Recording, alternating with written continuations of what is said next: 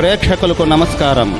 ADN news TV మనదర్శి మన local channel. ADN news TV ప్రేక్షకులకు నమస్కారం. వార్తలు చదువుతుంది మీ ప్రసన్నారాం.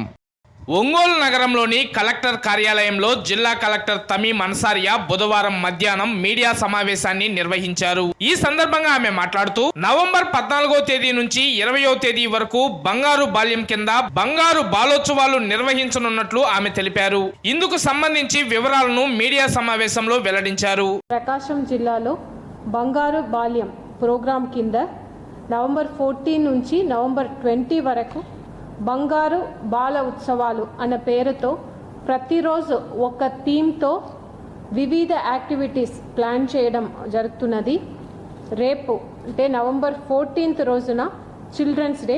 ఆ రోజు జిల్లా వ్యాప్తంగా అన్ని స్కూల్స్లో కాలేజెస్లో చిల్డ్రన్స్ డే సెలబ్రేషన్లో భాగంగా బాల్య వివాహం రహిత ప్రకాశం అనే క్యాంపెయిన్ లాంచ్ చేస్తున్నాము.